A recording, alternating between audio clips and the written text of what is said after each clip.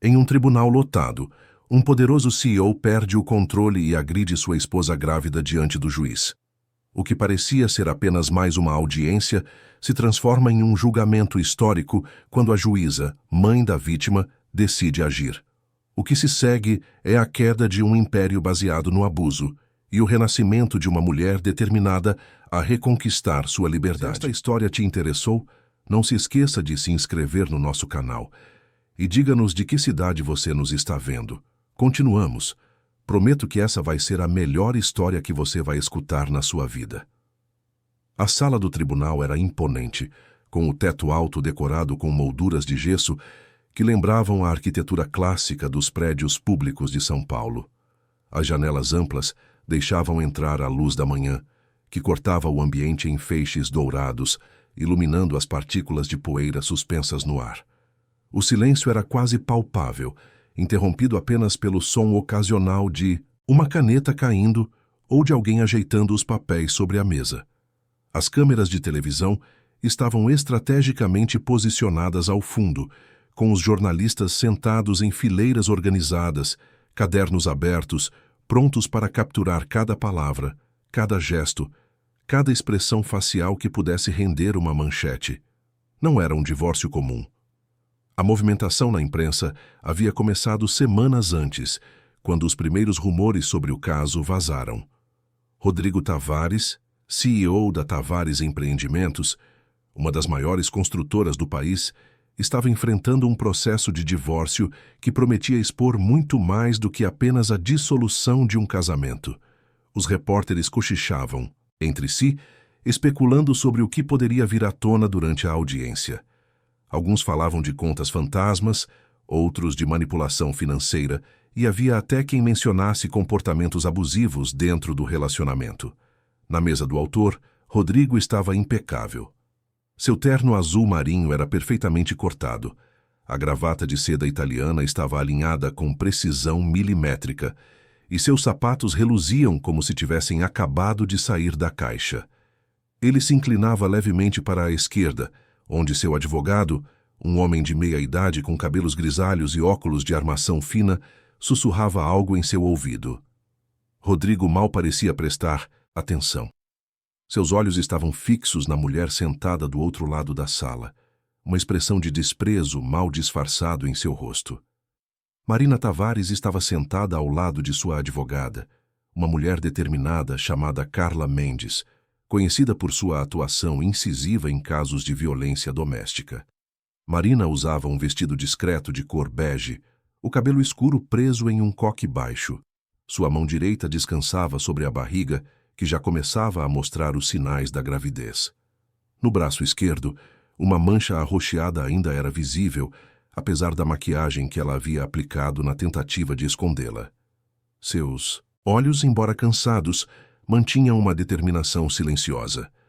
Ela olhava para frente, evitando cruzar o olhar com Rodrigo.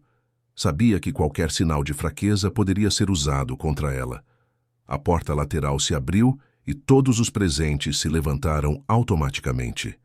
A juíza Helena Andrade entrou com passos firmes, sua toga preta contrastando com o cabelo grisalho preso em um coque elegante. Ela tinha a postura de quem havia presidido inúmeros julgamentos ao longo de décadas de carreira, e sua reputação de imparcialidade e rigor era conhecida em todo o sistema judiciário paulista. O que ninguém na sala sabia, exceto Marina e a própria Helena, era que elas compartilhavam uma conexão profunda. Helena era mãe de Marina.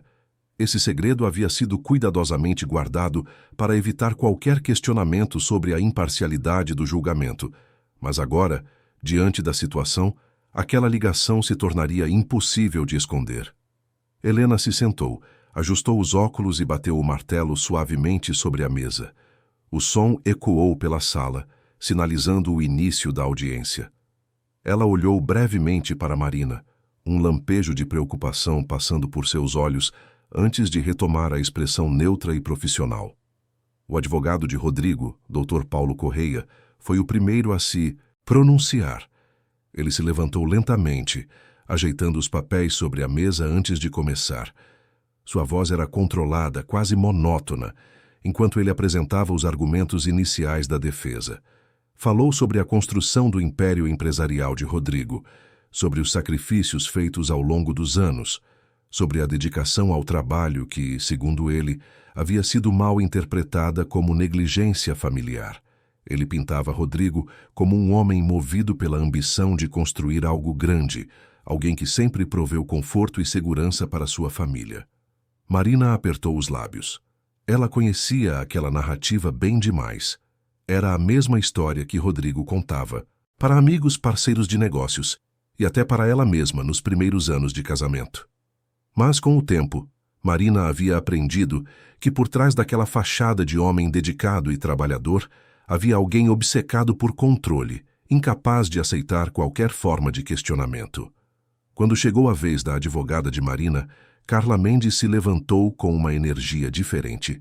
Sua voz era firme, quase cortante, enquanto ela começava a expor os fatos que levaram ao pedido de divórcio. Ela mencionou as transferências suspeitas de valores da conta conjunta do casal para contas pessoais de Rodrigo, movimentações que Marina só descobriu por acaso ao tentar pagar uma conta doméstica e perceber que o saldo estava zerado. Carla também trouxe à tona os relatórios médicos que documentavam as lesões que Marina havia sofrido ao longo dos últimos meses, lesões que ela sempre tentou esconder, mas que agora estavam registradas em prontuários e fotografias. Rodrigo mudou de postura, sua mandíbula se contraiu, e ele começou a tamborilhar os dedos sobre a mesa, um sinal de impaciência que Marina conhecia bem. Ela sentiu um arrepio percorrer sua espinha. Conhecia aquele comportamento. Era o prenúncio de uma explosão. A juíza Helena levantou a mão, interrompendo Carla. Ela pediu que fossem apresentados os documentos financeiros mencionados. Carla entregou uma pasta volumosa, que foi passada para a juíza. Helena começou a folhear os papéis, sua expressão se tornando cada vez mais séria à medida que examinava os extratos bancários, as autorizações de transferência e os comprovantes de movimentações que totalizavam milhões de reais. Rodrigo não conseguiu se conter. Ele se levantou abruptamente, ignorando o gesto de seu advogado para que permanecesse sentado. Sua voz ecoou pela sala, carregada de indignação. Ele disse que aqueles documentos eram apenas parte da administração de seus negócios, que Marina não tinha capacidade de entender as complexidades financeiras de uma empresa do porte da Tavares Empreendimentos. Ele a chamou de ingênua, de emocional, de alguém que vivia em um mundo de fantasias enquanto ele trabalhava para sustentar o luxo em que ela vivia. O murmúrio que percorreu a sala foi imediato. As câmeras se voltaram para Rodrigo, capturando cada segundo daquela explosão. Marina fechou os olhos, respirando fundo. Ela havia prometido a si mesma que não choraria naquele dia. Não ali, não na frente de tantas pessoas, não na frente dele. Helena bateu o martelo com força, o som reverberando pelas paredes. Sua voz foi calma, mas carregada de autoridade. Ela ordenou que Rodrigo se sentasse e se controlasse, lembrando-o de que estava em um tribunal e que deveria respeitar o processo judicial. Rodrigo hesitou por um momento, seu rosto vermelho de raiva, mas acabou se sentando, lançando um olhar de desafio para a juíza. Carla continuou sua exposição, agora trazendo à tona os depoimentos de funcionários da casa que haviam testemunhado discussões acaloradas, objetos quebrados e, em uma ocasião, Marina sendo forçada a sair de casa no meio da noite após uma briga.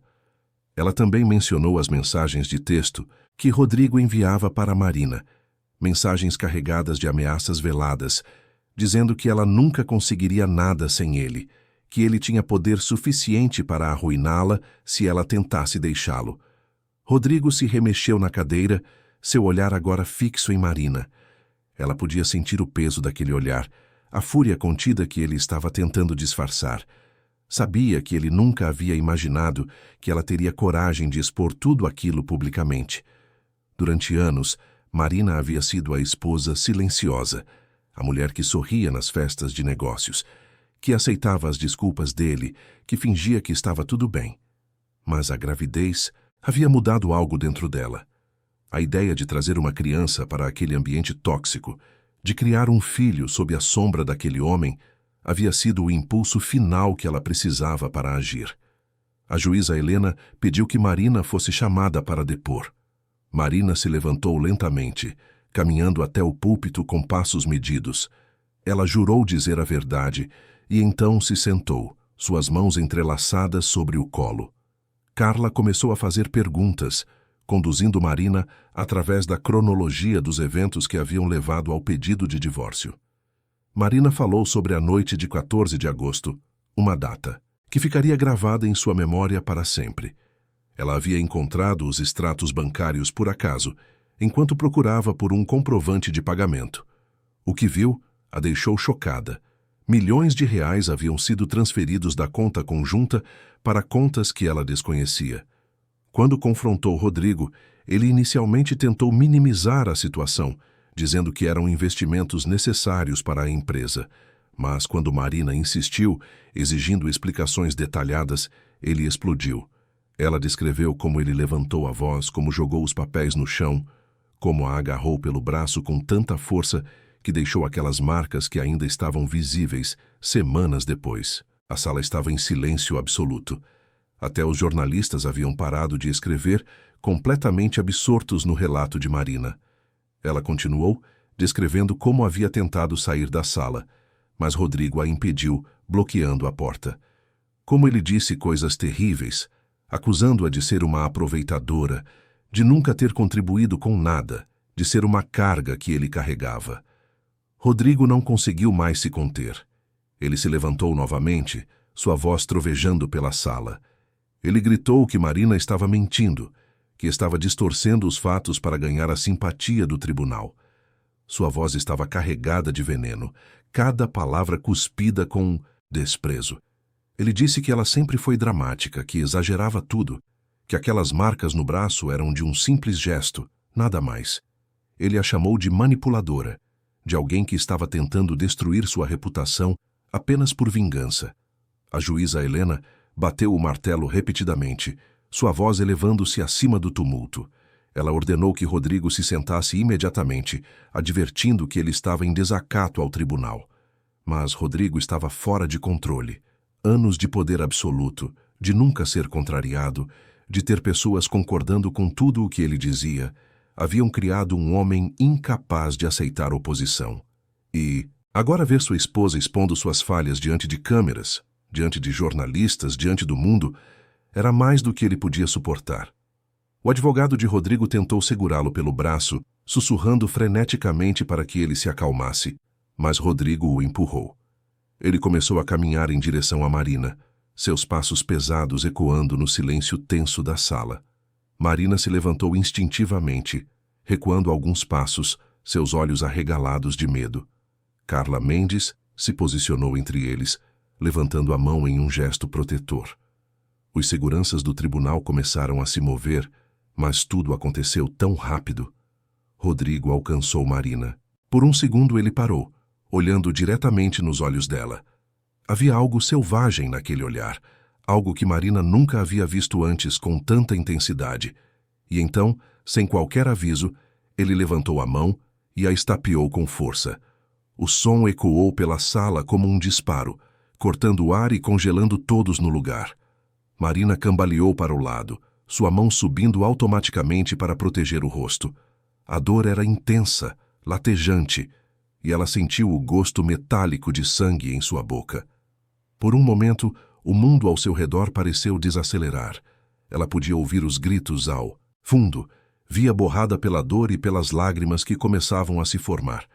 Carla gritou algo que Marina não conseguiu entender completamente, e os seguranças finalmente reagiram, correndo em direção a Rodrigo. Mas Rodrigo não pareceu perceber. Ele continuou gritando, dizendo que Marina merecia aquilo, que ela estava arruinando tudo o que ele havia construído, que ela não tinha o direito de tentar destruí-lo. Suas palavras eram incoerentes, uma mistura de acusações e justificativas que não faziam sentido. Os seguranças o agarraram pelos braços, tentando imobilizá-lo, mas ele resistiu, se debatendo enquanto continuava a gritar. Marina se apoiou na mesa, sua respiração pesada. A marca vermelha em seu rosto começava a escurecer, e ela podia sentir o inchaço se formando. Carla estava ao seu lado, segurando-a pelos ombros, perguntando se ela estava bem, mas Marina não conseguia responder. Seus olhos se voltaram para a juíza Helena, e por um momento suas vistas se encontraram.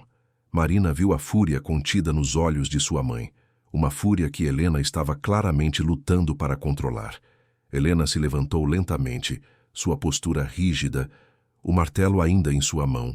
Sua voz, quando finalmente falou, era gelada, cada palavra pronunciada com uma precisão cortante. Ela declarou que Rodrigo Tavares estava sendo preso por desacato ao tribunal e por agressão física, cometida diante de uma autoridade judicial.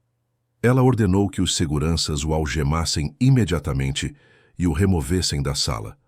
Os seguranças obedeceram, forçando Rodrigo a virar de costas enquanto colocavam as algemas em seus pulsos. Ele continuou a se debater, gritando que aquilo era um absurdo, que ele tinha direitos, que não podia ser tratado daquela forma.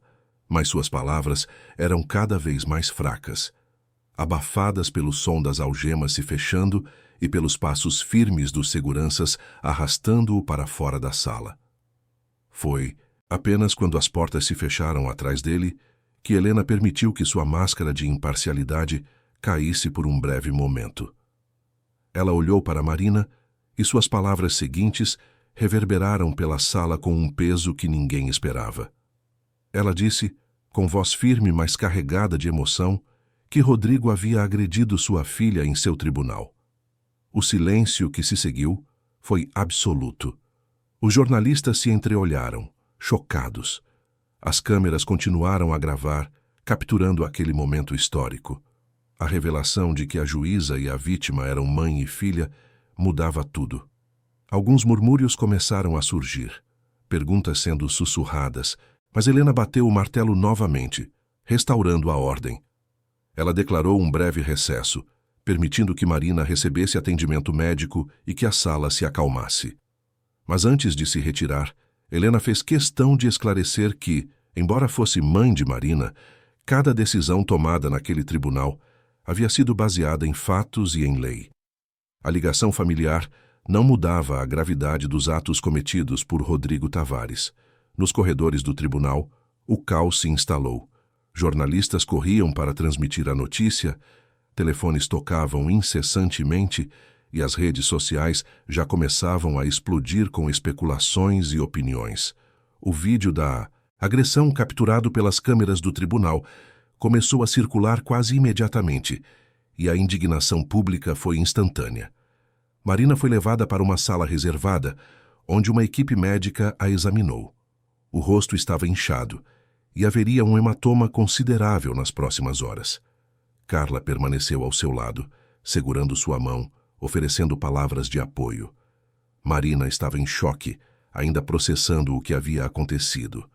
Parte dela não conseguia acreditar que Rodrigo realmente havia feito aquilo, ali diante de tantas pessoas. Mas outra parte, a parte que conhecia o verdadeiro Rodrigo, sabia que era apenas uma questão de tempo até que ele perdesse completamente o controle. Helena entrou na sala pouco depois, fechando a porta atrás de si. Por um momento, ela apenas olhou para Marina, e então caminhou até ela, envolvendo-a em um abraço apertado. Marina desabou nos braços de sua mãe, finalmente permitindo que as lágrimas que havia segurado por tanto tempo fluíssem livremente. Helena acariciou seus cabelos, sussurrando palavras de conforto, prometendo que tudo ficaria bem, que ela estava segura agora. Mas mesmo naquele momento de vulnerabilidade, Helena sabia que a batalha estava longe de terminar. Rodrigo Tavares era um homem poderoso, com conexões em toda a cidade. Ele não aceitaria sua queda sem lutar.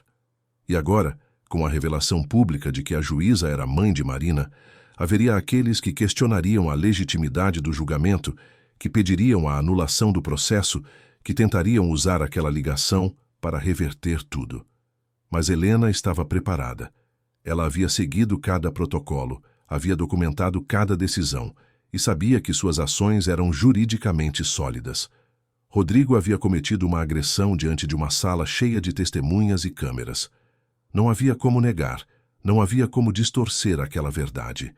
Lá fora, Na cela onde Rodrigo havia sido levado, ele caminhava de um lado para o outro como um animal enjaulado.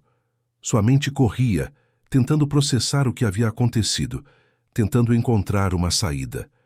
Ele ligara para seu advogado, exigindo que o tirasse dali imediatamente, mas Dr. Paulo havia sido objetivo ao dizer que aquilo levaria tempo. Rodrigo havia cometido um ato grave e as consequências seriam severas. Pela primeira vez em sua vida, Rodrigo Tavares se viu verdadeiramente impotente. Seu dinheiro, suas conexões, seu poder, nada disso importava agora. Ele estava atrás das grades e a imagem dele agredindo Marina estava sendo transmitida para milhões de pessoas. Sua reputação, cuidadosamente construída ao longo de décadas, estava se despedaçando em questão de horas. E enquanto ele permanecia ali, sozinho naquela cela, Marina estava sendo cercada por apoio. Carla já estava planejando os próximos passos legais, preparando-se para garantir não apenas o divórcio, mas também uma ordem de restrição e medidas protetivas. Helena, apesar de sua posição como juíza, estava determinada a garantir que sua filha estivesse segura, usando todos os recursos legais disponíveis. A notícia da agressão se espalhou como fogo selvagem. Grupos de defesa dos direitos das mulheres começaram a se manifestar, pedindo justiça para Marina. Funcionários da Tavares Empreendimentos começaram a ser entrevistados e alguns deles revelaram histórias de comportamento abusivo de Rodrigo no ambiente de trabalho também. O império que ele havia construído começava a rachar e as fissuras estavam se tornando cada vez maiores. Nas horas que se seguiram à agressão, São Paulo inteira parecia estar comentando sobre o caso. Os principais jornais já tinham a história estampada em suas manchetes online, e os programas de notícias interrompiam sua programação regular para discutir o incidente. Especialistas em direito de família eram convidados para comentar sobre as implicações legais, enquanto psicólogos falavam sobre padrões de comportamento abusivo e sinais de alerta que muitas vezes passam despercebidos. Marina havia sido levada para a casa de sua mãe, uma residência discreta em um bairro tranquilo de Pinheiros. Era uma casa que ela conhecia bem, onde havia crescido e onde sempre se sentira segura. Helena havia insistido que Marina ficasse ali até que tudo se acalmasse. E Marina, exausta física e emocionalmente, não tinha forças para discordar. Ela estava deitada no quarto de hóspedes, com compressas de gelo no rosto, tentando processar tudo o que havia acontecido. Carla havia permanecido com elas por algumas horas, discutindo estratégias legais e preparando os documentos necessários para solicitar medidas protetivas de urgência. Ela explicou que, com a agressão tendo ocorrido em tribunal e sendo filmada, não haveria dificuldade em obter uma ordem de restrição contra Rodrigo. Além disso, a promotoria pública certamente abriria um processo criminal contra ele, independente do processo de divórcio. Helena servia café para Carla enquanto elas conversavam na sala. Sua expressão era séria, mas havia uma determinação em seus olhos que não passava despercebida. Como juíza, ela sabia exatamente quais passos tomar, quais recursos acionar. Mas, como mãe, ela estava lutando contra a vontade de simplesmente proteger Marina de tudo e de todos, de fazê-la esquecer que Rodrigo Tavares sequer existia.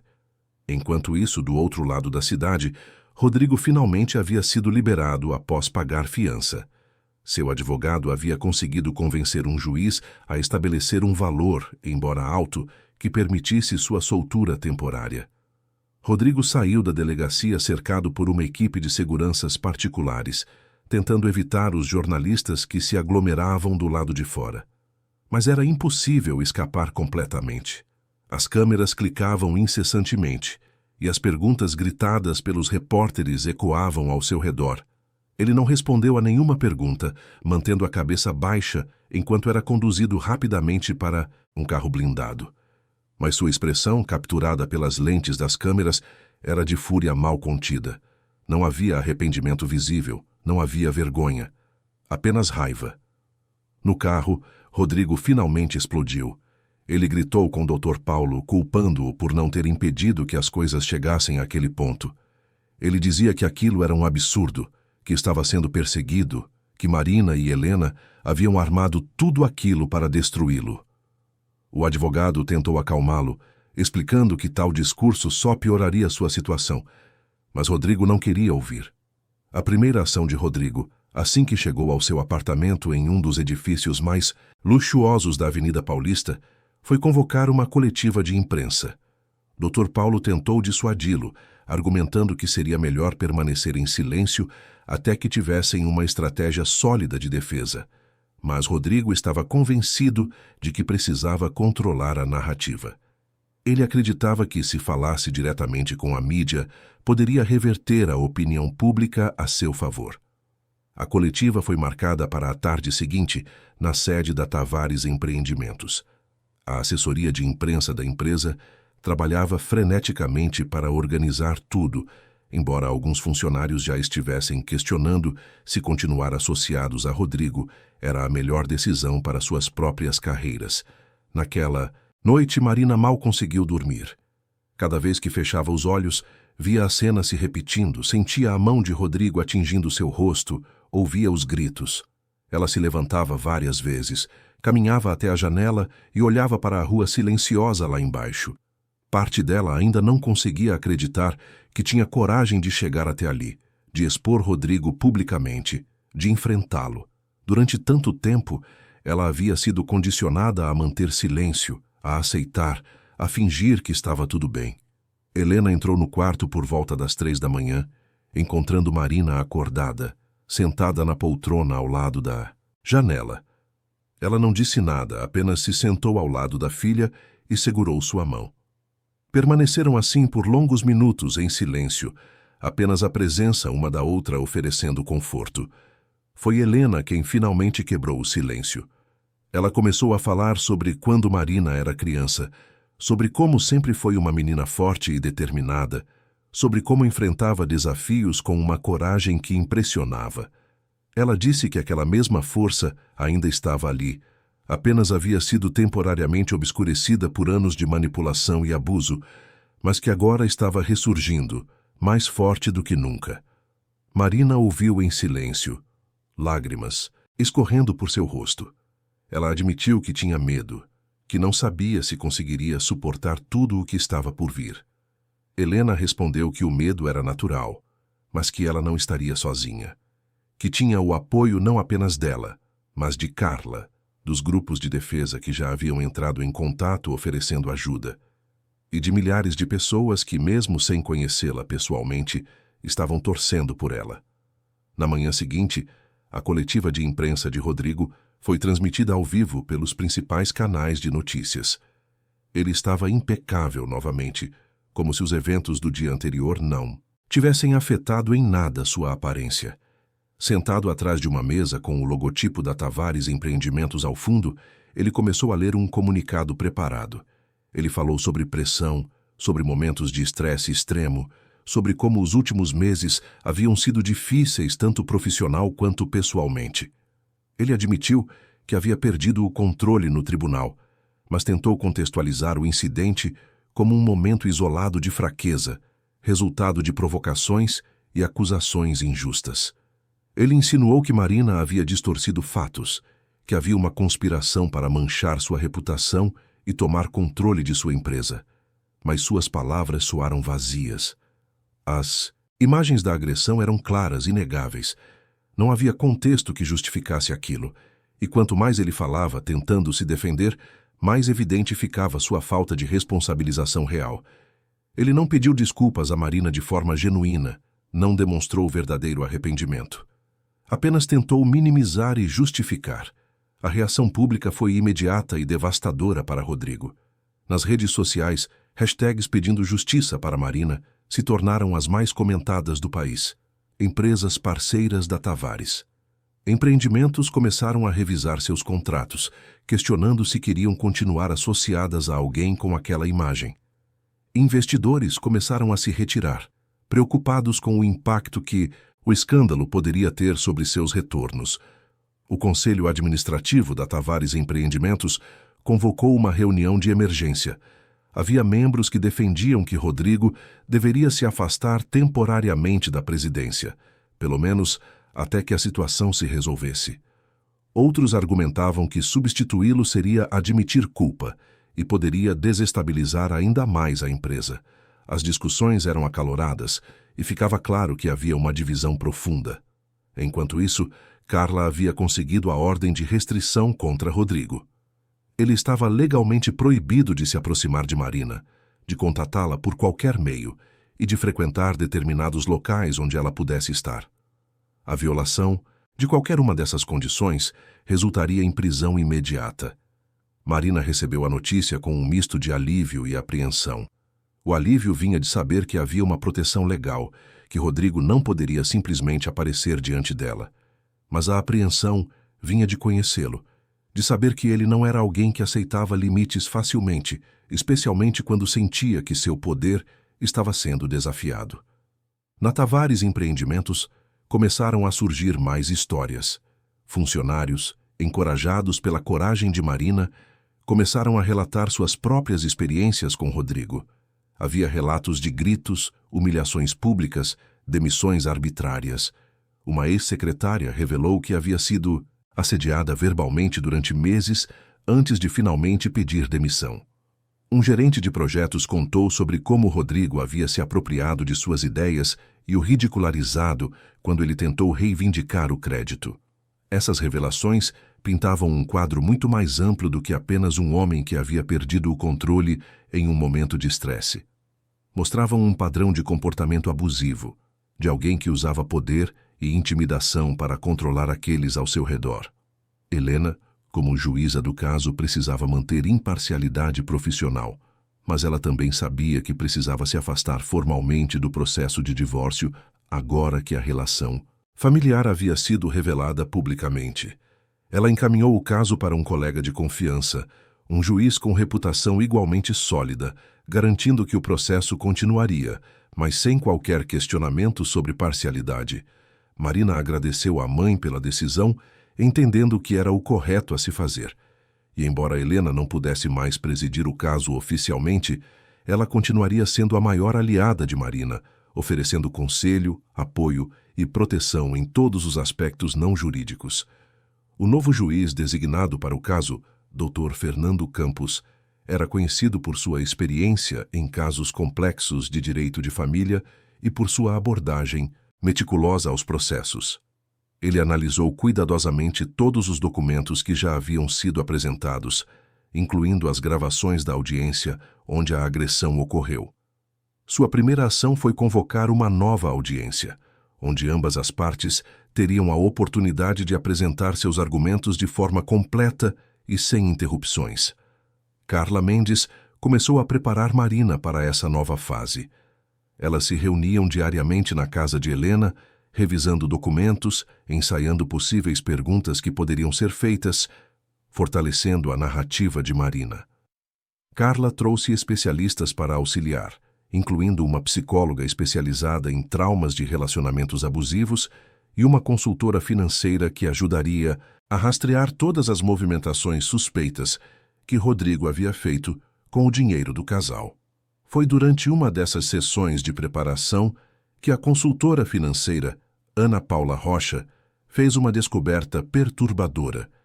Ela havia conseguido acesso aos registros bancários completos, com autorização judicial, e encontrou não apenas as transferências que já eram conhecidas, mas também uma série de transações muito mais elaboradas.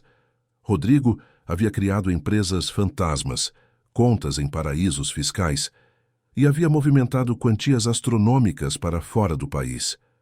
Mas o que mais chamou a atenção de Ana Paula foi a descoberta de que parte significativa desse dinheiro havia sido desviada de investimentos de clientes da Tavares Empreendimentos. Rodrigo não estava apenas escondendo o dinheiro de Marina, ele estava potencialmente envolvido em fraudes financeiras que afetavam dezenas de investidores que confiaram sua economia à empresa dele. Carla sabia que essa informação mudava completamente a natureza do caso. Não se tratava mais apenas de um divórcio litigioso com questões de violência doméstica. Havia agora evidências de possíveis atividades fraudulentas que precisavam ser reportadas às autoridades competentes. Ela imediatamente entrou em contato com o Ministério Público, apresentando as descobertas iniciais e solicitando que fosse aberta uma investigação formal. Quando Marina soube das descobertas, ela ficou chocada. Ela sempre soube que Rodrigo era controlador e manipulador em seu relacionamento pessoal, mas nunca imaginou que ele pudesse estar enganando seus próprios clientes, pessoas que confiavam nele para cuidar de seus investimentos. Ela sentiu uma mistura de nojo e tristeza ao perceber que o homem com quem se casou era ainda pior do que imaginava. A notícia das investigações financeiras vazou para a imprensa rapidamente. Os jornais agora não falavam apenas sobre violência doméstica, mas também sobre possível fraude em larga escala. Os acionistas da Tavares Empreendimentos entraram em pânico. Reuniões extraordinárias foram convocadas e a pressão para que Rodrigo renunciasse à presidência da empresa aumentou exponencialmente. Rodrigo, isolado em seu apartamento luxuoso, via seu mundo desmoronar ao seu redor. Os telefonemas que recebia eram cada vez mais agressivos. Investidores exigindo explicações, parceiros de negócios querendo romper contratos, membros do conselho administrativo sugerindo fortemente que ele se afastasse. Ele tentava resistir, argumentando que tudo era uma conspiração, que estava sendo injustamente perseguido, mas suas palavras não convenciam mais ninguém. Dr. Paulo Correia estava em uma posição extremamente difícil. Como advogado, ele tinha o dever de defender seu cliente, mas as evidências que estavam surgindo tornavam essa tarefa quase impossível. Além disso, sua própria reputação estava sendo manchada por associação. Ele começou a considerar seriamente se deveria continuar representando Rodrigo. Foi em uma tarde de quinta-feira, exatamente uma semana após a agressão no tribunal, que Dr. Paulo finalmente teve uma conversa franca com Rodrigo. Ele apresentou todas as evidências que haviam sido coletadas, explicou a gravidade das acusações de fraude e deixou claro que a situação de Rodrigo era muito mais séria do que ele parecia disposto a admitir. Ele sugeriu que Rodrigo considerasse fazer um acordo, admitir as transgressões financeiras em troca de uma sentença reduzida e aceitar os termos do divórcio sem contestação. Rodrigo recusou categoricamente. Ele gritou que não admitiria nada, que não daria a Marina a satisfação de vencê-lo, que preferia lutar até o último centavo, até o último recurso legal disponível. Dr. Paulo saiu daquela reunião sabendo que precisava tomar uma decisão sobre seu próprio futuro profissional. Enquanto isso, Marina estava descobrindo uma nova faceta de si mesma. Inicialmente, ela havia entrado com o pedido de divórcio apenas querendo se afastar de Rodrigo, proteger-se e proteger o bebê que esperava. Mas agora, sabendo do alcance das ações dele, sabendo que havia outras vítimas, ela sentiu uma responsabilidade maior. Ela não estava lutando apenas por si mesma, mas por todas as pessoas que Rodrigo havia enganado e prejudicado. Com o apoio de Carla e de Helena, Marina começou a dar entrevistas para a imprensa. Ela falava não apenas sobre sua experiência pessoal, mas sobre a importância de responsabilizar pessoas em posições de poder quando elas abusam dessa confiança. Sua coragem inspirou outras mulheres que estavam em situações similares a buscar ajuda, a denunciar, a não permanecer em silêncio. Um grupo de defesa dos direitos das mulheres entrou em contato com Marina, oferecendo suporte e convidando-a para se tornar porta-voz de uma campanha nacional contra a violência doméstica. Marina hesitou inicialmente, sentindo-se inadequada para tal papel, mas Helena a encorajou. Ela disse que a história de Marina poderia fazer diferença na vida de inúmeras mulheres e que usar sua plataforma para bem seria uma forma poderosa de transformar algo terrível em algo positivo. A nova audiência com o Dr. Fernando Campos foi marcada para dali a 2 semanas. Carla estava preparando um caso sólido, com dezenas de testemunhas prontas para depor, incluindo ex-funcionários da Tavares Empreendimentos, funcionários da casa de Rodrigo e Marina e especialistas financeiros que poderiam explicar as complexidades das fraudes descobertas. Rodrigo, por sua vez, estava tentando montar sua própria defesa. Ele contratou uma equipe de advogados adicionais, especialistas em direito corporativo e penal. Eles trabalhavam dia e noite, tentando encontrar brechas legais, questionando a validade das evidências, preparando contra-argumentos. Mas mesmo eles sabiam que estava ficando cada vez mais difícil defender Rodrigo. A pressão sobre Rodrigo atingiu um novo patamar quando o Conselho Administrativo da Tavares Empreendimentos finalmente votou pela sua destituição como CEO. A decisão foi tomada em uma reunião tensa, onde os advogados da empresa argumentaram que manter Rodrigo na liderança representava um risco inaceitável para a continuidade dos negócios. Ele foi informado da decisão por meio de uma carta formal entregue por um mensageiro em seu apartamento. Rodrigo ficou em estado de choque. A empresa era sua criação, seu legado. Ele havia construído aquilo do zero, investido décadas de trabalho. E agora estava sendo expulso, afastado daquilo que considerava sua maior realização. Pela primeira vez desde que tudo começou, ele sentiu o verdadeiro peso de suas ações. Não arrependimento genuíno pelo que havia feito a Marina ou aos investidores, mas uma compreensão dolorosa de que havia consequências para seus atos. Naquela noite, sozinho em seu apartamento vazio, Rodrigo quebrou. Ele jogou objetos contra as paredes, gritou até ficar rouco, chorou lágrimas de raiva e frustração. Mas não havia ninguém ali para ouvi-lo, ninguém para consolá-lo. Ele havia afastado todos ao seu redor com seu comportamento, e agora estava verdadeiramente sozinho.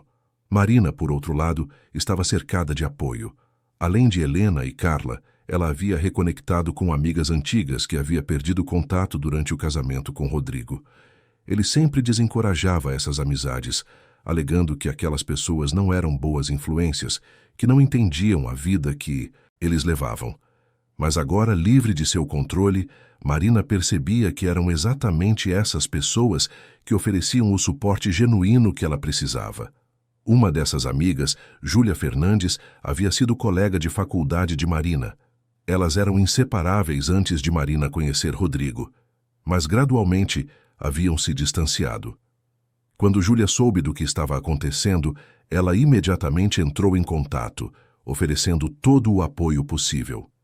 Ela visitava Marina regularmente, trazendo comida, contando histórias engraçadas para distraí-la, simplesmente estando presente. Foi Júlia quem sugeriu que Marina começasse a pensar em seu futuro além do divórcio. Ela perguntou sobre os sonhos que Marina tinha antes de se casar, sobre as ambições profissionais que havia deixado de lado. Marina ficou em silêncio por um longo momento, percebendo que havia muito tempo não pensava em si mesma como algo além de esposa de Rodrigo Tavares. Marina havia cursado arquitetura, formando-se com honras. Ela adorava desenhar, criar espaços que contassem histórias, que fizessem as pessoas se sentirem acolhidas. Mas logo após a formatura, ela conheceu Rodrigo em uma festa de negócios. Ele havia ficado encantado com ela, e o namoro foi intenso desde o início. Quando se casaram, Rodrigo sugeriu que ela não precisava trabalhar, que ele ganhava o suficiente para ambos, que ela deveria focar em cuidar da casa e, eventualmente, dos filhos que teriam. Na época, Marina interpretou aquilo como cuidado, como um gesto de amor. Mas, com o tempo, percebeu que era controle. Rodrigo não queria que ela tivesse uma carreira própria, independência financeira, uma identidade separada dele. Ele queria que ela dependesse completamente dele, que sua vida girasse exclusivamente em torno das necessidades dele. Agora, conversando com Júlia, Marina começou a imaginar como seria retomar sua carreira. Talvez começar pequeno, talvez fazer alguns projetos freelance, redesenhar sua própria vida da mesma forma que desenhava espaços. A ideia era assustadora, mas também emocionante. Pela primeira vez em anos, ela estava começando a vislumbrar um futuro que era verdadeiramente seu. A investigação do Ministério Público sobre as fraudes de Rodrigo avançava rapidamente. Uma equipe de auditores estava examinando cada transação da Tavares Empreendimentos dos últimos 5 anos. Eles descobriram um esquema elaborado onde Rodrigo desviava fundos de projetos de construção, superfaturava materiais e serviços e embolsava a diferença através de suas empresas fantasmas. Alguns dos investidores lesados começaram a se organizar para mover ações coletivas contra Rodrigo e contra a empresa. Eles queriam recuperar seu dinheiro e estavam dispostos a lutar legalmente por isso. A Tavares Empreendimentos, agora sob nova gestão interina, estava cooperando plenamente com as investigações, tentando se distanciar de Rodrigo e salvar o que restava da reputação da empresa. Dr. Paulo Correia finalmente tomou a decisão de se afastar do caso. Ele enviou uma carta formal a Rodrigo, explicando que não poderia mais representá-lo devido a conflitos éticos e à natureza das acusações. Rodrigo ficou furioso, acusando Paulo de traição, de abandoná-lo no momento em que mais precisava. Mas Paulo estava em paz com sua decisão. Sua consciência não permitia que continuasse defendendo alguém que claramente havia cometido tantas transgressões. Rodrigo precisou contratar um novo advogado, o que levou tempo e dificultou ainda mais sua situação. O advogado que finalmente aceitou o caso, Dr. Marcelo Silva, era conhecido por aceitar causas difíceis e polêmicas, mas mesmo ele admitiu que seria uma batalha árdua. Ele aconselhou Rodrigo a considerar seriamente fazer acordos, tanto no processo de divórcio quanto nas investigações criminais, mas Rodrigo continuava inflexível. Enquanto isso, Marina estava fazendo progressos significativos em sua recuperação emocional. As sessões com a psicóloga estavam ajudando-a a processar anos de abuso psicológico, a reconhecer padrões de manipulação que havia normalizado e a reconstruir sua autoestima. Ela começou a fazer anotações em um diário, registrando seus sentimentos, seus medos, suas esperanças. Era uma forma de terapia adicional, uma maneira de organizar seus pensamentos. Helena observava a transformação de sua filha com uma mistura de orgulho e alívio. Ela sempre soube que Marina era forte, mas havia temido que anos sob o domínio de Rodrigo tivessem quebrado esse espírito. Ver Marina ressurgindo, encontrando sua voz novamente, era profundamente gratificante. A nova audiência finalmente chegou. A sala estava novamente lotada, mas desta vez a atmosfera era diferente. Havia uma expectativa, uma sensação de que a justiça seria feita. Marina entrou com Carla ao seu lado, vestindo um terno discreto, o cabelo preso, uma expressão de calma determinação no rosto. O hematoma em seu rosto já havia desaparecido completamente. Mas as fotografias tiradas nos dias seguintes à agressão estavam entre as evidências que seriam apresentadas. Rodrigo chegou com seu novo advogado, Dr. Marcelo Silva. Ele parecia diminuído de alguma forma. A confiança arrogante que sempre o caracterizou havia sido substituída por algo mais sombrio. Ele evitou olhar diretamente para Marina, mantendo os olhos fixos na mesa à sua frente. O juiz Fernando Campos abriu a audiência com sua voz clara e autoritária. Ele explicou que examinariam não apenas as questões relacionadas ao divórcio, mas também as alegações de abuso e as implicações financeiras das descobertas recentes. Ele deixou claro que esperava decoro absoluto de todas as partes e que qualquer comportamento inadequado resultaria em consequências severas. Carla apresentou primeiro. Ela trouxe as testemunhas que havia preparado cuidadosamente. A primeira foi Dona Conceição, que havia trabalhado como empregada doméstica na casa de Rodrigo e Marina por 3 anos. Com voz trêmula, mas firme, ela descreveu as várias ocasiões em que presenciou Rodrigo gritando com Marina, humilhando-a, controlando cada aspecto de sua vida doméstica. Ela contou sobre uma vez em que encontrou Marina chorando no banheiro após uma discussão particularmente violenta e como Rodrigo a proibiu de consolar a patroa. A próxima testemunha foi Carlos Alberto, ex-gerente de projetos da Tavares Empreendimentos. Ele falou sobre o ambiente de trabalho tóxico criado por Rodrigo, sobre como ele intimidava funcionários, apropriava-se de ideias alheias e punia qualquer um que questionasse suas decisões. Carlos também mencionou que várias vezes ouviu Rodrigo falando ao telefone com Marina de forma agressiva e desrespeitosa, mesmo quando estava no escritório cercado de outras pessoas. Mas foi o depoimento de Ana Paula Rocha, a consultora financeira que trouxe o momento mais dramático da audiência. Ela apresentou planilhas detalhadas, gráficos e documentos que rastreavam o fluxo de dinheiro das contas conjuntas de Rodrigo e Marina para as empresas fantasmas e destas para contas offshore. Ela explicou em termos leigos como o esquema funcionava, tornando claro para todos na sala que Rodrigo não apenas escondera dinheiro de Marina, mas havia sistematicamente roubado dela. Mais chocante ainda foi quando Ana Paula revelou que parte do dinheiro desviado havia sido originalmente herança de Marina. Quando o pai de Marina faleceu anos atrás, ele deixou para ela uma quantia substancial. Rodrigo havia convencido Marina a depositar esse dinheiro em uma conta que ele administraria, prometendo investi-lo sabiamente para o futuro deles.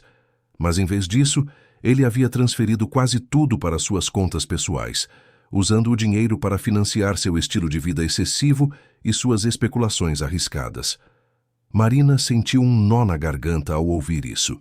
Ela sempre se perguntara o que havia acontecido com a herança do pai, mas Rodrigo sempre tinha explicações convincentes sobre investimentos que não deram certo ou despesas inesperadas. Ela nunca imaginou que ele simplesmente tivesse roubado tudo. A reação na sala foi imediata. Murmúrios se espalharam entre os presentes e os jornalistas anotavam freneticamente. Até o juiz Fernando Campos pareceu chocado com a revelação, embora mantivesse sua compostura profissional. Dr. Marcelo Silva tentou contra-argumentar, sugerindo que tudo aquilo era parte da administração normal dos bens do casal, que Rodrigo tinha o direito de gerir os investimentos como achasse melhor. Mas seus argumentos soavam vazios diante das evidências apresentadas. O juiz o interrompeu, pedindo que fosse mais específico e apresentasse documentação que apoiasse suas alegações. Foi então que aconteceu algo que ninguém esperava. Um homem que estava sentado entre os espectadores se levantou abruptamente. Era Gabriel Meirelles, um dos principais investidores da Tavares Empreendimentos e alguém que Rodrigo considerava amigo pessoal. Gabriel pediu permissão ao juiz para falar, e após um momento de hesitação, o juiz permitiu. Gabriel se dirigiu diretamente a Rodrigo, ignorando os protocolos do tribunal. Com voz carregada de emoção e raiva, ele disse que havia confiado em Rodrigo não apenas como parceiro de negócios, mas como amigo.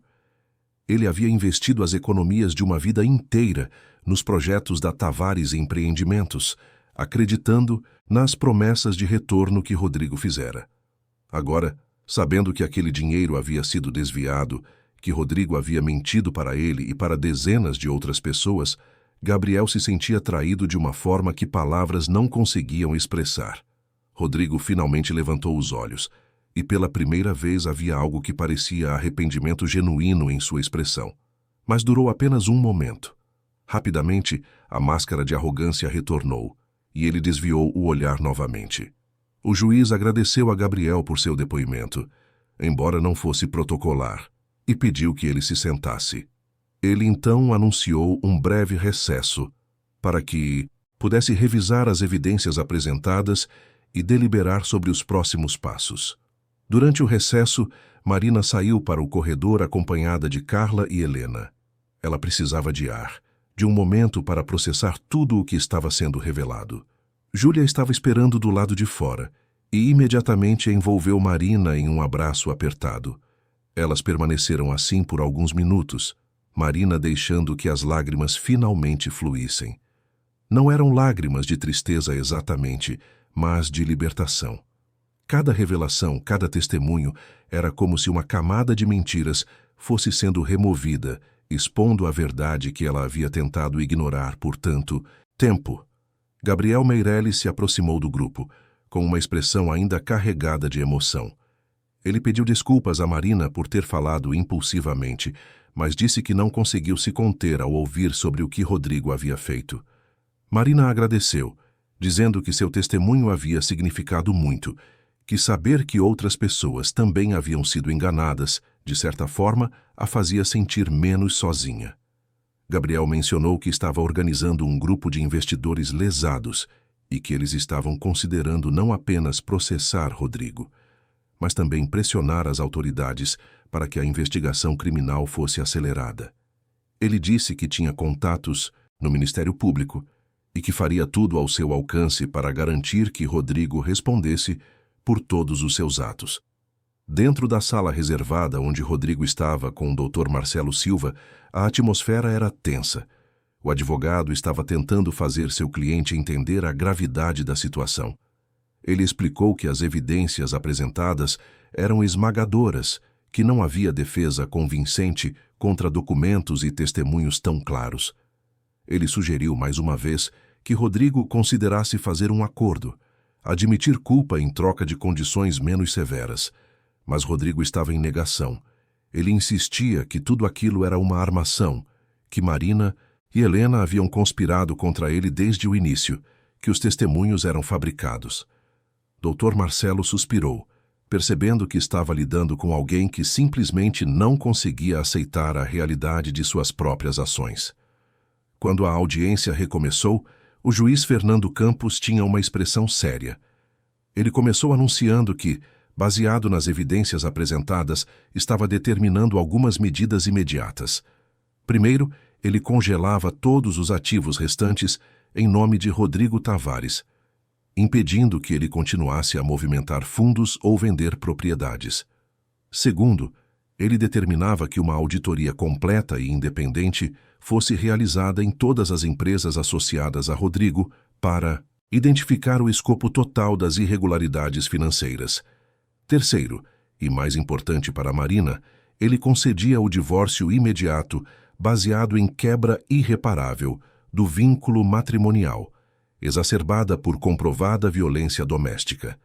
Ele também determinava que Rodrigo deveria restituir integralmente a herança de Marina, que havia sido desviada, com correção monetária e juros. Além disso, estabelecia uma pensão alimentícia substancial para Marina e para a criança que estava a caminho, até que a partilha completa dos bens fosse finalizada. Marina sentiu uma onda de alívio tão intensa que quase a derrubou. Carla segurou sua mão, sorrindo amplamente. Era mais do que elas haviam esperado, uma vitória significativa.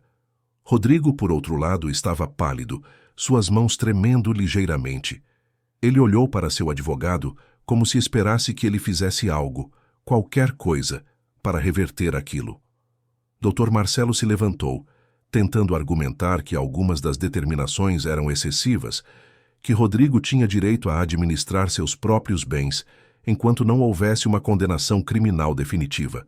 Mas o juiz foi firme, explicando que havia evidência mais do que suficiente de risco de dissipação de patrimônio, e que as medidas eram necessárias para proteger os interesses não apenas de Marina, mas de todos os credores e investidores lesados. O juiz então anunciou que estava encaminhando cópias de todos os documentos e depoimentos ao Ministério Público, recomendando a abertura formal de processo criminal contra Rodrigo Tavares por fraude, apropriação indébita e outros delitos financeiros. Ele também determinava que Rodrigo permanecesse na cidade com seu passaporte retido até que as investigações fossem concluídas.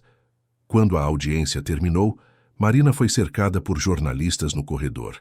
Mas desta vez, em vez de se esconder, ela decidiu falar. Com voz calma, mas firme, ela agradeceu ao sistema judicial por ouvi-la, por levar suas acusações a sério, por protegê-la. Ela disse que sua luta não era apenas pessoal, mas representava todas as mulheres que sofrem em silêncio, todas as pessoas que são abusadas por aqueles que deveriam amá-las. Ela também falou diretamente para as vítimas das fraudes de Rodrigo, dizendo que entendia a dor da traição, o sentimento de ter confiado em alguém que não merecia essa confiança. Prometeu que faria tudo ao seu alcance para apoiar os esforços de recuperação dos valores desviados. As palavras de Marina foram transmitidas nacionalmente e a reação foi avassaladora. Milhares de mensagens de apoio inundaram as redes sociais. Grupos de defesa dos direitos das mulheres a elogiaram por sua coragem.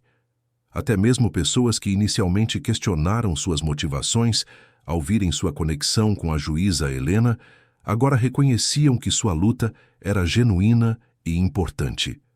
Rodrigo, por sua vez, saiu do tribunal pela entrada dos fundos, evitando a imprensa. Ele foi levado diretamente para seu apartamento, onde permaneceu isolado. Os poucos amigos que ainda lhe restavam deixaram de atender suas ligações. Sua família, envergonhada pelas revelações públicas, mantinha distância. Ele estava verdadeiramente sozinho. Nos dias que se seguiram, mais detalhes sobre as fraudes de Rodrigo continuaram a emergir. A auditoria ordenada pelo juiz revelou que o esquema era ainda mais extenso do que se imaginava inicialmente. Ele havia desviado fundos de pelo menos 20 projetos diferentes ao longo de 5 anos, totalizando dezenas de milhões de reais. Alguns dos projetos haviam sido abandonados ou mal executados porque o dinheiro destinado a eles havia sido roubado. A Tavares Empreendimentos, sob nova gestão, estava lutando para sobreviver. O novo CEO interino, Roberto Cardoso, era um executivo experiente trazido de fora para tentar salvar a empresa.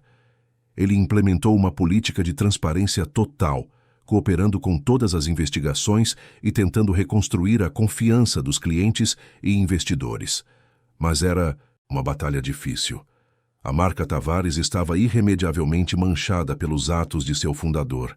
Marina, enquanto isso, estava começando a pensar seriamente em seu futuro. A pensão estabelecida pelo juiz garantia sua estabilidade financeira imediata. Mas ela queria mais do que isso. Ela queria reconstruir sua própria identidade, ter uma carreira, ser independente, não por necessidade, mas por escolha. Ela começou a fazer contatos no mercado de arquitetura, apresentando o portfólio que havia negligenciado por anos. Para sua surpresa, várias empresas demonstraram interesse. Algumas explicitamente mencionaram que admiravam sua coragem e adorariam ter alguém com sua história em suas equipes. Outras simplesmente reconheciam seu talento, que permanecia intacto, apesar dos anos afastada da profissão. Helena observava tudo isso com satisfação profunda. Ver sua filha não apenas sobrevivendo, mas prosperando, era a maior recompensa que poderia ter. Ela sabia que o caminho à frente ainda teria desafios, que Marina teria momentos de dúvida e medo, mas também sabia que sua filha tinha a força necessária para superá-los. Uma tarde, enquanto tomavam chá na varanda da casa de Helena, Marina finalmente verbalizou algo que vinha pensando há semanas. Ela disse que queria usar sua plataforma, a atenção que estava recebendo, para fazer algo maior. Ela queria criar uma organização que ajudasse mulheres em situações de abuso doméstico a reconstruir suas vidas, oferecendo não apenas apoio emocional e legal, mas também ajudando-as a desenvolver habilidades profissionais e encontrar emprego. Helena achou a ideia maravilhosa. Ela ofereceu não apenas apoio moral, mas também suas próprias conexões no sistema judicial e em organizações sem fins lucrativos. Júlia, quando soube da ideia, imediatamente se voluntariou para ajudar, usando suas habilidades em marketing para promover a iniciativa. Carla Mendes também se empolgou com o projeto. Ela sugeriu que a organização poderia oferecer consultas jurídicas gratuitas para mulheres que não tinham recursos para contratar advogados particulares, ajudando-as a navegar o complexo sistema legal para obter proteção e justiça. O projeto começou a tomar forma rapidamente. Marina decidiu chamá-lo de Renascer, simbolizando a transformação que ela mesma estava vivenciando. Elas começaram a trabalhar em um plano de negócios, identificando fontes de financiamento, recrutando voluntários, estabelecendo parcerias com outras organizações. 3 meses depois da audiência decisiva, São Paulo estava testemunhando uma transformação notável. Marina havia se tornado um símbolo de resistência e esperança para milhares de mulheres em todo o país. O projeto Renascer já estava operacional, funcionando em um pequeno escritório no bairro da Vila Madalena, com uma equipe dedicada de voluntários e profissionais que compartilhavam a visão de Marina. A organização havia atendido mais de 50 mulheres em seus primeiros 2 meses de operação, oferecendo desde aconselhamento jurídico até workshops de capacitação profissional. Marina pessoalmente participava de várias sessões, compartilhando sua própria história e oferecendo esperança para aquelas que ainda estavam no meio de suas próprias batalhas. A gravidez de Marina estava avançada e ela começava a sentir os movimentos constantes do bebê, lembrando-a diariamente do porquê havia lutado tão arduamente. Ela havia transformado um dos quartos na casa de Helena em um berçário acolhedor, pintado em tons suaves de verde água, decorado com móveis que ela mesma havia desenhado. Era seu primeiro projeto de arquitetura em anos, e, embora pequeno, significava o mundo para ela. Rodrigo, enquanto isso, enfrentava a queda completa de seu império. O Ministério Público havia formalizado denúncia criminal contra ele por múltiplas acusações de fraude, apropriação indébita e lavagem de dinheiro. Seus ativos permaneciam congelados, e ele estava vivendo com uma mesada mínima estabelecida pelo tribunal, mal suficiente para cobrir despesas básicas. O apartamento luxuoso havia sido colocado à venda como parte do processo de recuperação de valores para os investidores lesados. Mas a queda de Rodrigo não era apenas financeira, era também social e psicológica. Ele havia perdido tudo o que definia sua identidade: o poder, o status, o respeito. As pessoas que antes se curvavam diante dele, agora o evitavam. Sua família mantinha distância, envergonhada pela associação. Ele estava verdadeiramente sozinho, enfrentando as consequências de décadas de comportamento abusivo e antiético. Foi em uma manhã de terça-feira que algo inesperado aconteceu. Marina recebeu uma carta entregue por mensageiro. Era de Rodrigo. Com mãos trêmulas, ela a abriu, não sabendo o que esperar. A carta era longa, escrita à mão em papel simples. Rodrigo escrevia sobre arrependimento, sobre como havia passado os últimos meses refletindo sobre suas ações, sobre como finalmente começava a entender a magnitude do que havia feito. Ele não pedia perdão, porque reconhecia que não merecia. Não tentava justificar seus atos. Apenas reconhecia a verdade, que havia sido um abusador, um fraudador, alguém que machucou profundamente aqueles que confiaram nele.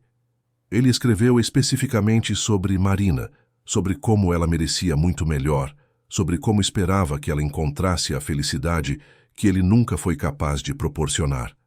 Marina leu a carta várias vezes, sentindo uma mistura confusa de emoções.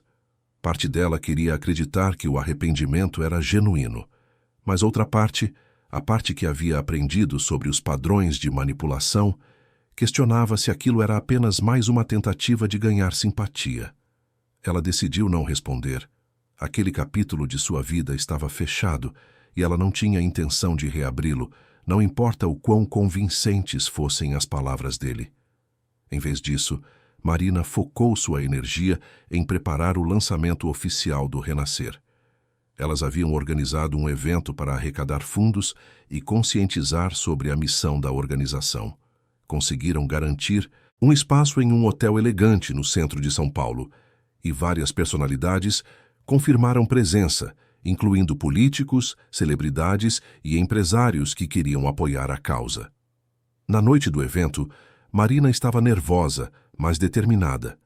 Ela usava um vestido elegante que acomodava confortavelmente sua barriga de grávida, o cabelo solto em ondas suaves. Helena estava ao seu lado, orgulhosa e protetora. Júlia havia trabalhado incansavelmente para garantir que cada detalhe estivesse perfeito, desde a decoração até a lista de convidados. O salão estava lotado quando Marina subiu ao palco para fazer seu discurso. Ela olhou para a audiência, vendo centenas de rostos atentos, e respirou fundo. Começou contando sua história, não poupando detalhes sobre os abusos que sofreu, sobre como quase perdeu a si mesma no processo. Falou sobre o momento em que decidiu que não podia mais continuar vivendo daquela forma, sobre a coragem que foi necessária para dar o primeiro passo, mas principalmente, Marina falou sobre esperança, sobre como, mesmo nos momentos mais sombrios, havia luz no fim do túnel, sobre como ela havia descoberto força que não sabia possuir, sobre como agora queria usar sua experiência para iluminar o caminho para outras mulheres que estavam onde ela esteve. Quando terminou, o salão explodiu em aplausos. Muitas pessoas tinham lágrimas nos olhos. Várias mulheres se aproximaram depois, compartilhando suas próprias histórias, agradecendo a Marina por dar voz a experiências que elas também haviam vivido, mas nunca conseguiram expressar.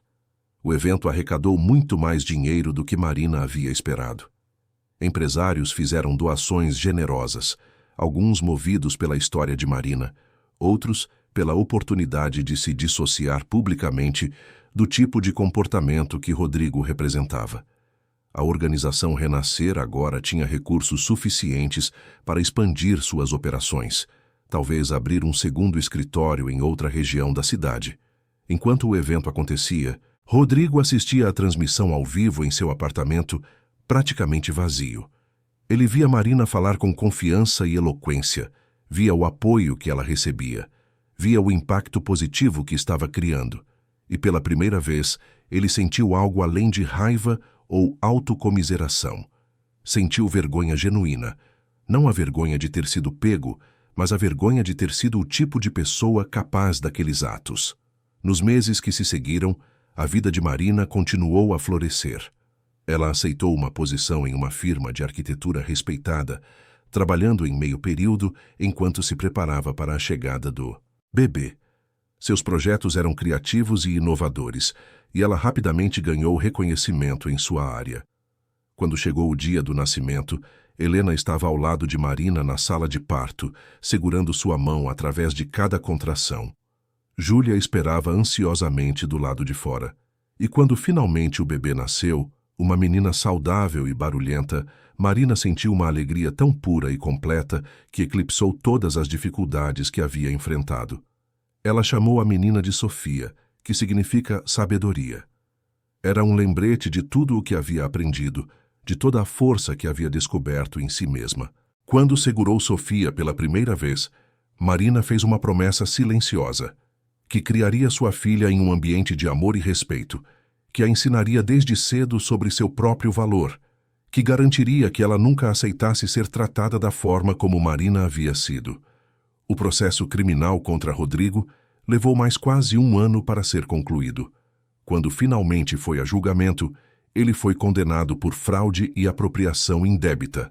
A sentença incluía restituição completa de todos os valores desviados e uma pena significativa que ele cumpriria em regime semiaberto, permitindo que trabalhasse durante o dia, mas retornasse à custódia à noite. Parte da sentença também incluía trabalho comunitário em organizações que apoiavam vítimas de violência doméstica. O juiz esperava que estar confrontado diretamente com as consequências de comportamentos como o seu pudesse contribuir para uma transformação genuína. Marina não assistiu ao julgamento de Rodrigo. Aquele capítulo estava fechado para ela. Ela estava ocupada demais, vivendo sua nova vida, cuidando de Sofia, desenvolvendo sua carreira, expandindo o Renascer. A organização agora tinha 3 escritórios em São Paulo e planos de expansão para outras capitais. Helena se aposentou alguns meses após o nascimento de Sofia, dizendo que queria ter tempo para aproveitar ser avó. Ela passava os dias ajudando Marina com o bebê, trabalhando como voluntária no Renascer, finalmente tendo tempo para os hobbies que havia negligenciado durante décadas de carreira judicial intensa. Em um domingo ensolarado, 2 anos após aquela fatídica audiência, Marina estava em um parque com Sofia. A menina, agora uma criança vibrante e curiosa, corria entre as árvores enquanto Marina a observava com um sorriso. Helena estava sentada ao seu lado em um banco, tricotando um casaco pequeno. Júlia havia acabado de chegar com café para todas. Marina olhou ao redor, absorvendo a cena. A luz do sol filtrada pelas folhas, o som da risada de Sofia, a presença reconfortante de sua mãe e sua melhor amiga. Ela pensou em quanto sua vida havia mudado, em como estava irreconhecível comparada àquela mulher assustada e silenciada que entrou naquele tribunal há 2 anos. Ela havia perdido muito no processo, é verdade, mas também havia ganho muito mais. Ganhou a si mesma de volta, ganhou sua voz, ganhou a capacidade de criar uma vida autêntica, baseada em seus próprios valores e desejos, não nos de outra pessoa.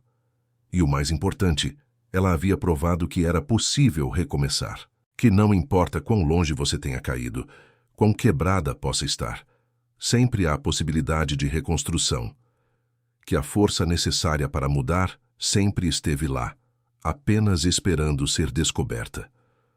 Marina sorriu, chamando Sofia, que voltou correndo e pulou em seu colo. Ela beijou a cabeça da filha, respirando o cheirinho de shampoo de bebê, e sentiu uma gratidão profunda, não pelo sofrimento que havia passado, mas pela pessoa que havia se tornado por causa dele. A história de Marina não era uma história de vitimização, mas de transformação, de uma mulher que se recusou a ser definida pelo que foi feito a ela, escolhendo em vez disso ser definida por como respondeu. E nessa resposta, ela não apenas salvou a si mesma, mas iluminou o caminho para inúmeras outras que viriam depois. Queridos ouvintes, esperamos que a história de Marina e sua jornada de transformação os tenha tocado profundamente.